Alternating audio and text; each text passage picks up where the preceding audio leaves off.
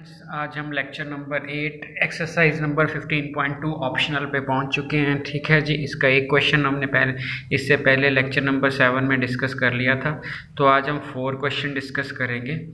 तो एनसीईआरटी की बुक में स्टार लगा हुआ है कि not important for examination point of view but question in the exercises are very very important. ठीक है जी। सो अगर मैथ के हिसाब से चलो, कुछ समझने के लिए चलो कि आपको अच्छी चीज़ समझ आई, आपको बेटर चीज़ समझ आई, ठीक है, उस हिसाब से ये बहुत इम्पॉर्टेंट एक्सरसाइज है। ठीक है जी। सो स्टार्ट करते हैं पहले क्वेश्चन से। The two customers Shyam and Ekta are visiting a particular shop in same week, Tuesday to Saturday. ठीक है जी। Each is equally likely to visit the shop on any day equally likely to visit. ठीक है जी। As on another day. ठीक है। सो दोनों दे chance इक्को जे हैं। इक्वली लाइकली मतलब जो फ्रीडम पहले नू मिली हुई है, ठीक है, वही फ्रीडम दूजे नू मिली हुई है। ठीक है जी। What is the probability that both visit the shop on same day, on consecutive day, on different day. ठीक है जी। सो सब तो पहला आप दी सैंपल स्पेस बनावांगे। सबसे पहले हम इसकी सैंपल स्पेस बनाएंगे और वो सैंपल स्पेस कैसी बननी चाहिए। ठीक है जी। सो डेज़ आपको कहाँ से कहाँ तक मिले हैं? डेज़ आपको मिले हैं ट्यूसडे से लेके सैटरडे तक। ठीक है जी। सो अगर हम ट्यूसडे को टी बोलें तो देखिए सैंपल स्पेस कैसे बनेगी। तो पहले सैंपल स्पेस ही लिखते हैं। तो पहला बंदा ट्यूसडे को विजिट करता है, दूसरा ट्यूसडे क्यों करता है? जैसे हमने डाई की बनाई थी बिल्कुल सेम वैसे ही बनाएंगे।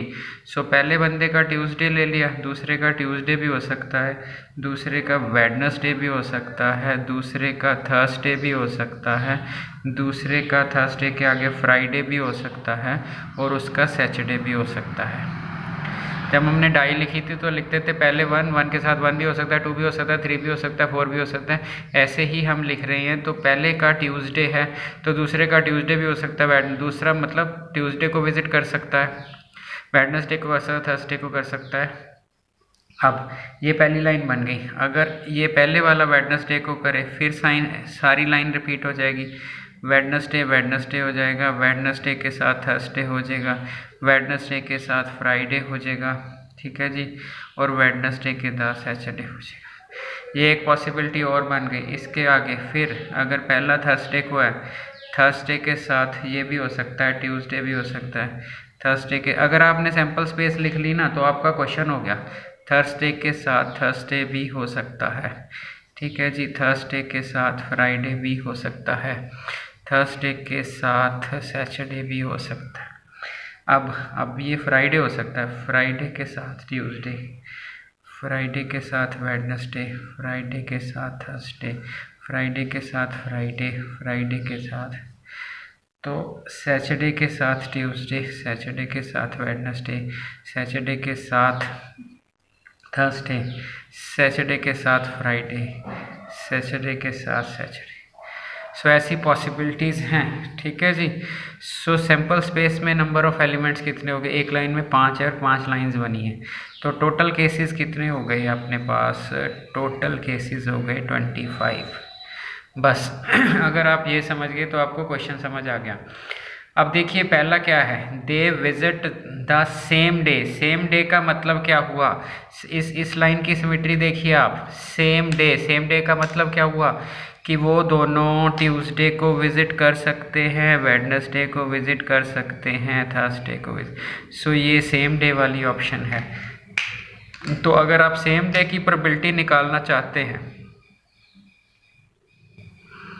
सेम डे विजिट की प्रोबेबिलिटी निकालना चाहते हैं, तो नंबर ऑफ फेवरेबल केसेस 1 2 3 4 5।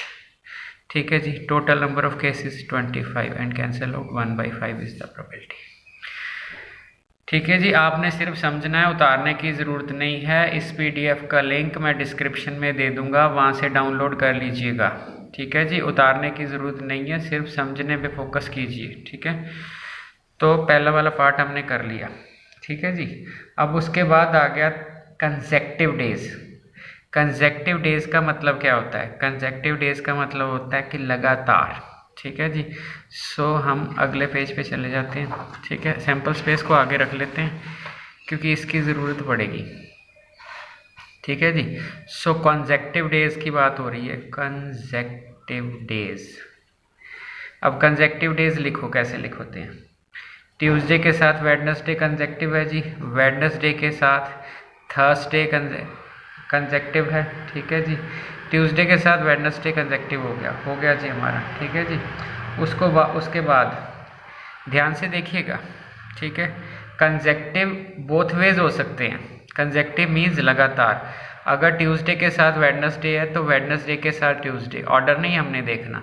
आगे अगर वेडनेसडे के साथ थर्सडे है तो थर्सडे के साथ वेडनेसडे, ठीक है जी। उसके बाद थर्सडे के साथ फ्राइडे है तो फ्राइडे के साथ थर्सडे भी होएगा, ठीक है जी। फ्राइडे के साथ सैटरडे है तो सैटरडे के साथ फ्राइडे भी हो। कंसेक्टिव मीन्स इकट्ठे होने चाहिए, ठीक है जी। सो ये 8 पॉसिबिलिटीज़ आ गई हैं, तो प्रोबेबिलिटी ऑफ इवेंट क्या हो जाएगी? 8 divided by 25, this is your answer. 8 divided by 25, this is your answer, ठीक है जी। सो तीसरे क्वेश्चन की पॉसिबिलिटी में पहुंच गए हैं। तीसरे क्वेश्चन में क्या है जी? ठीक है जी, ध्यान से देखिएगा। डिफरेंट डे, ठीक है जी। सो डिफरेंट डे वाला तो पहले ही कर चुके हैं। कैसे? Different day means 1 minus probability of same day. अब same day 1 minus probability of same day का क्या था? 1/5। सो आंसर आ गया आपका 4/5, आपका जो आंसर आ गया, ठीक है जी। सो ये हो गया आपका क्वेश्चन नंबर, ठीक है। ऑप्शनल एक्सरसाइज है जी, तो ये आपका क्वेश्चन नंबर हो गया 8, ठीक हो गया जी। सो ये आपको समझ आ गया। मेन चीज़ क्या थी? मेन चीज़ ये थी, अगर आपको समझ आ गया तो सब कुछ ओके है जी, ठीक है जी। सो ये आपका सेकंड पार्ट भी हो गया, ठीक है जी। अब देखिए, कहता है a die is numbered in such a way that its faces are. देखिए इसके फेसेस वो नहीं है जो रेगुलर डाई के होते हैं। 1 2 2 3 3 6। It is thrown 2 times total, ठीक है। Score throws is noted, complete the following table, ठीक है जी। सो हमने कंप्लीट करना है टेबल, और जो जितना है वो तो बुक में भरा हुआ है। 1 + 1 2, 1 + 2 3, 1 + 2 3, 1 + 3 4, ये तो ऑलरेडी बना हुआ है, तो हमने ये फिल करना है, ठीक है जी। 2 + 1 कितना हो गया? 2 + 1 3, 2 + 2 4, 2 + 2 4, 2 + 3 5, 2 + 3 5, 2 + 6 8, ठीक है जी। 3 + 1 3 + 1 4, 3 + 2 5, 3 + 2 5, 3 + 3 6, 3 + 3 6, 3 + 6 9, ठीक है जी। 3 + 1 4, 3 + 2 5, 3 + 2 5, 3 + 3 6, 3 + 3 6, सो 9, ठीक है जी। सो ये भी हो गई। लास्ट वाला 7 8 8 वो बुक में फिल किया हुआ है। सो ये टोटल पॉसिबिलिटीज़ हैं, ठीक है जी। तो 3 और 3 6, 3 और 3 6, इट मीन्स 36 पॉसिबिलिटीज़ है। अब वो क्वेश्चन क्या बोल रहा है? उस क्वेश्चन को पहले तो उसने बोला है कंप्लीट द टेबल, तो हमने कंप्लीट कर दिया। What is the probability that score is even? What is the probability that total score is even? Total score is even, ठीक है जी। सो टोटल में इवन उठाना है, ठीक है जी। So probability that total even आना चाहिए टोटल।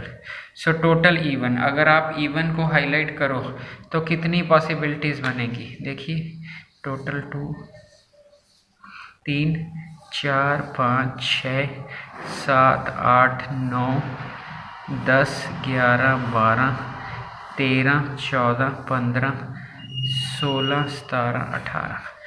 सो फेवरेबल केसेस मैंने टिक कर दिए हैं। टोटल इज इवन, ठीक है जी। तो टोटल इज इवन 18 केसेज हैं divided by 36, 1/2 is your probability.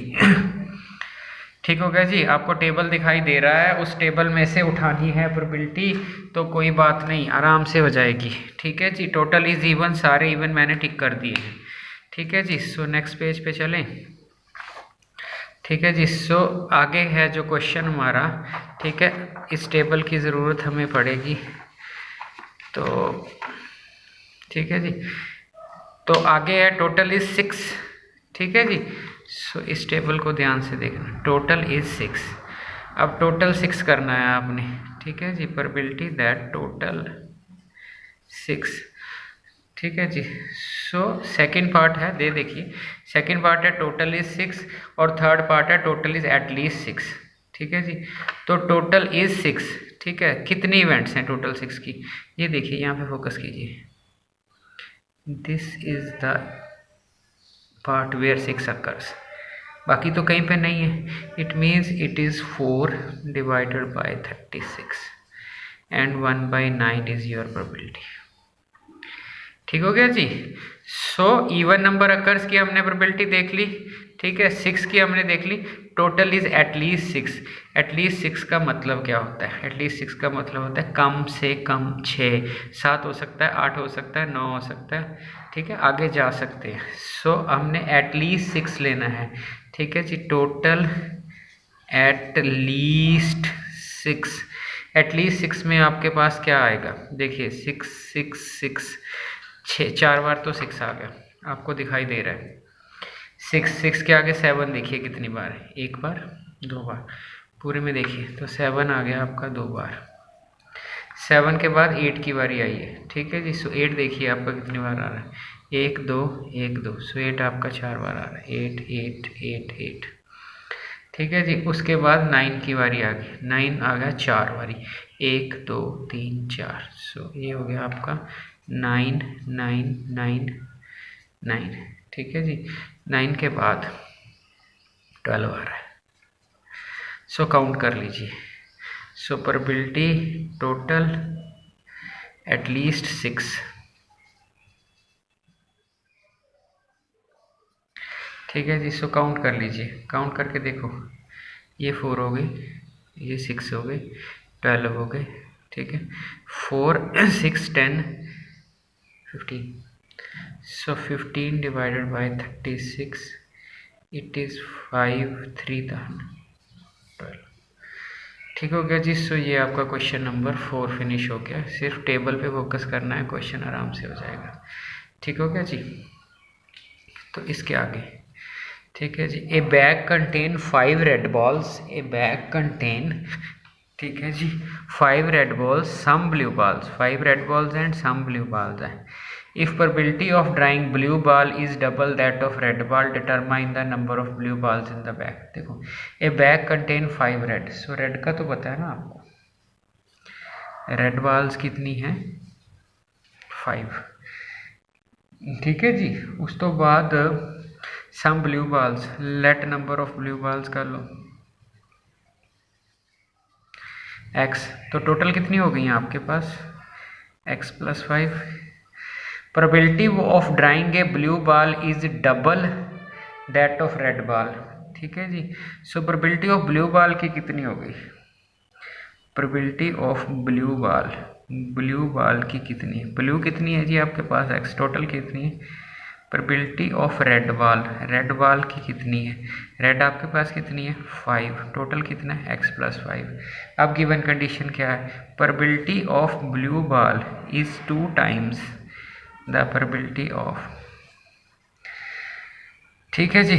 सो यहाँ से ये कैंसल आउट हो जाएगा, x = 10 आ जाएगा, ठीक है जी। सो x हमने क्या माना था? नंबर ऑफ ब्लू, और पूछा क्या था? Determine the number of blue balls in the bag. So easy question है जी।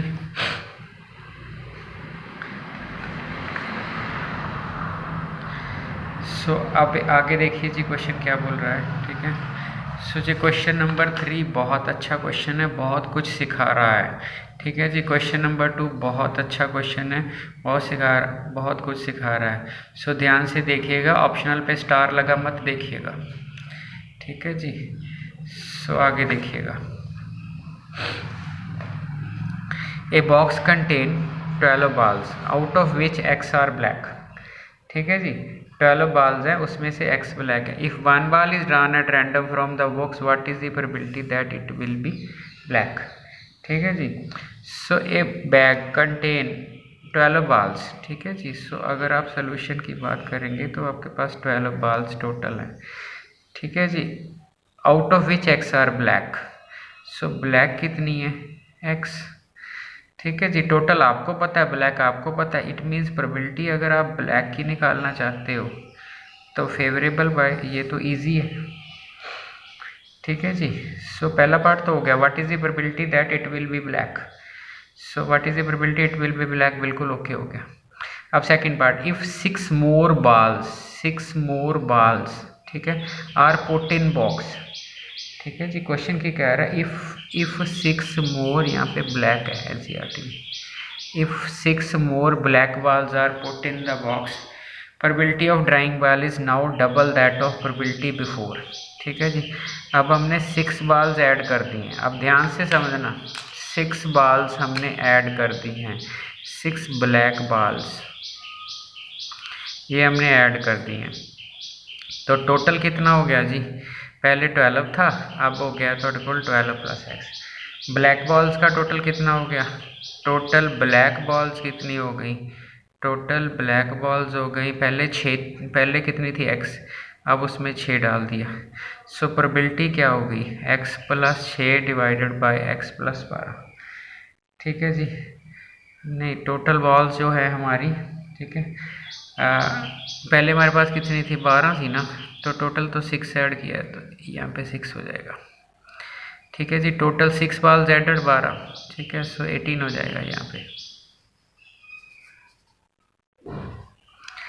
ठीक हो गया, 6 ब्लैक बॉल्स हो गई, टोटल हो गया हमारा 12 प्लस 6 18 हो गया। ब्लैक बॉल्स कितनी हो गई, x प्लस 6 हो गई हैं ब्लैक बॉल्स, यहाँ पे साफ साफ करके लिखते हैं, x प्लस 6 ब्लैक बॉल्स हो गई हैं, तो प्रोबेबिलिटी ऑफ ब्लैक बॉल हो गई तो equal x plus 6 divided by 18। अब क्वेश्चन में क्या बोल रहा है, अब क्वेश्चन को ध्यान से देखिएगा। ठीक है, वो बोल रहा है probability of drawing the black ball is now double what is before, जो पहले था उससे डबल हो गया है, तो जो अब है ये डबल है जो पहले था। ठीक है जी, सो ये हो गया जी, डबल हो गया। ठीक है जी, सो इसके आगे देखिएगा,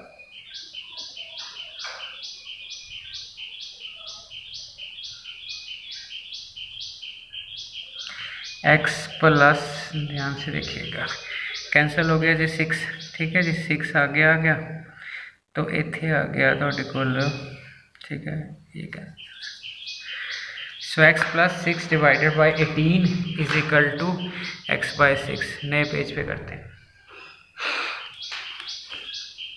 सो ये जो कैलकुलेशन आपकी आ गई, कैलकुलेशन तो इजी है, पेज में जगह कम हो गई। ठीक है, so x plus 6 divided by 18 is equal to x by 6।